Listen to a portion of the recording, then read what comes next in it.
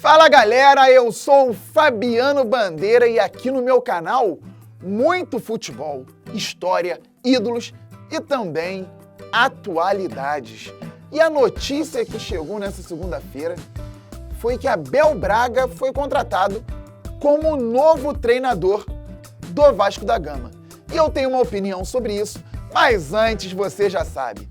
Se inscreva no canal, deixe o seu like, ative o sininho para a notificação de novos vídeos. E claro, compartilhe este e outros vídeos do canal Fabiano Bandeira.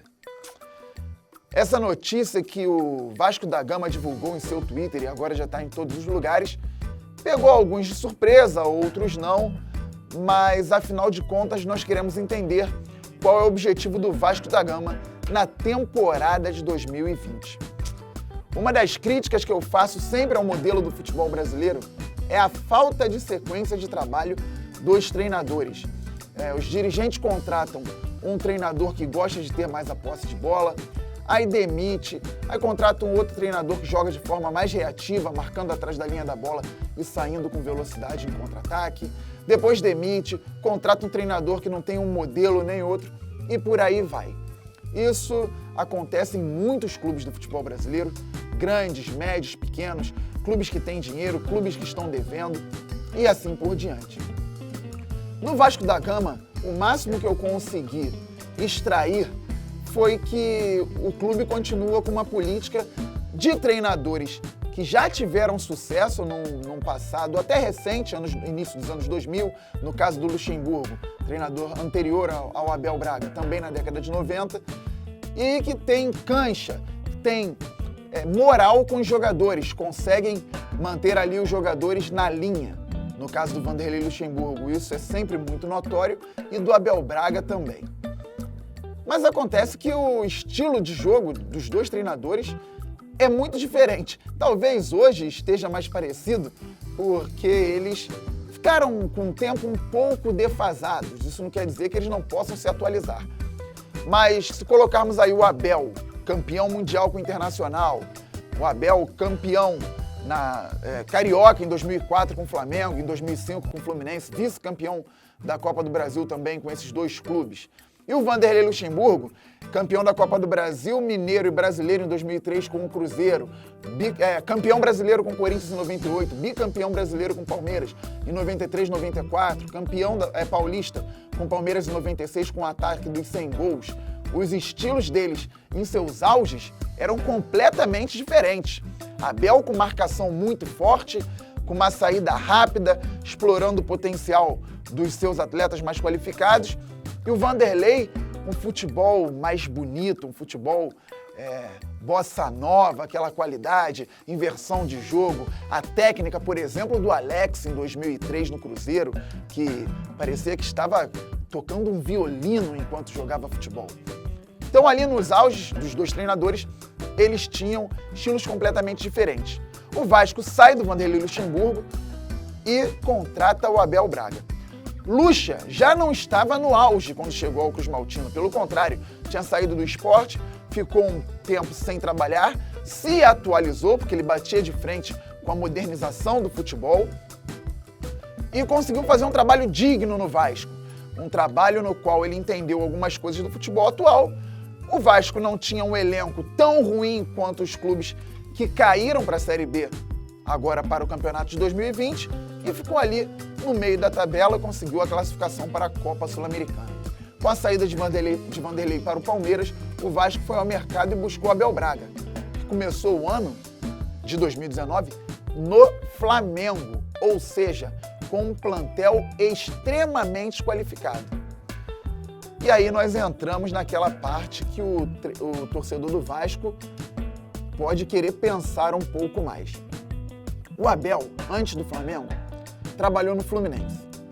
E em grande parte do ano de 2018, falavam que o Abel tirava leite de pedra. Ele jogava muitas vezes com 3 zagueiros, porque o elenco do Fluminense não era qualificado. Abel saiu antes do término do Campeonato Brasileiro de 2018. O time quase caiu, só escapou na última rodada, mas apresentava um futebol sofrível e com muita dificuldade, principalmente para atacar.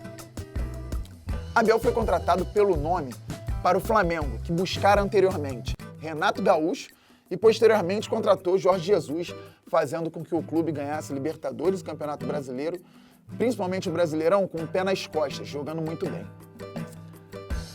Abel teve problemas internos dentro do Flamengo e também problemas de qualidade de jogo. Eu, nos jogos que acompanhava do Flamengo, e eram muitos, principalmente no início de 2019, notava uma jogada do Abel Braga no time rubro-negro. Uma jogada que saía de lateral e não era aquele lateral batido direto para a área. O lateral direito, por exemplo, batia, cobrava, e aí um jogador fazia o pivô, esperava a infiltração de um volante que recebia essa bola no fundo, cruzava para um meia chegar e fazer o gol. O Flamengo fez essa jogada aí pelo menos 3 vezes, 2 vezes saíram gol. E pelo menos 3 ou 4 vezes que eu vi assim a olhos de perto no Maracanã, ou até mesmo pela TV. O que acontece?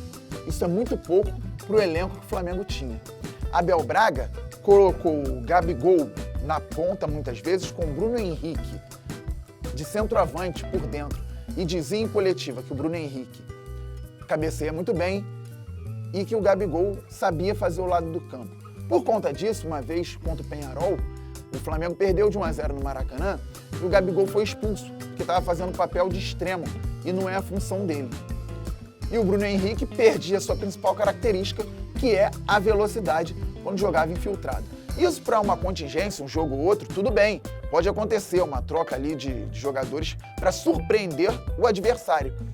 Mas sempre fica muito complicado. Então, o Abel tinha dificuldades, deixava o Arrascaeta, que foi uma das principais peças do Flamengo no ano de 2019, muitas vezes no banco, e dizia que ele ia encontrar o espaço no decorrer da temporada. Encontrou principalmente depois da saída de Abel Braga. Então, o que aconteceu no Flamengo foi que o Abel mostrou um repertório um pouco, digamos, limitado. Ele poderia ter feito muito mais com esse time do Flamengo, como o Jorge Jesus fez depois. Agora, pensando pelo lado do Vasco da Gama, um time com menos dinheiro, que precisa muito mais de luta, de recomposição, de compactação, pode ser que Abel consiga colocar na cabeça desses jogadores um plano tático eficiente, principalmente baseado na marcação, que sempre foi o estilo de Abel como treinador. Aí, cabe a cada diretoria entender o próprio elenco, o próprio grupo. A diretoria do Vasco conhece as limitações financeiras do clube, sabe que não vai contratar tantos jogadores qualificados como o próprio Flamengo pode contratar, ou o Palmeiras, clube que o Vanderlei Luxemburgo agora é o treinador, pode contratar. Então, um treinador como o Abel, que aí sim defende muito bem, pode ser o homem certo para a temporada de 2020. Contudo, eu, Fabiano Bandeira, acho pouco para um clube com a história do Vasco da Gama e que está chegando aí perto dos 200 mil sócios. A torcida mostra a força. O Vasco tem que mostrar a força também.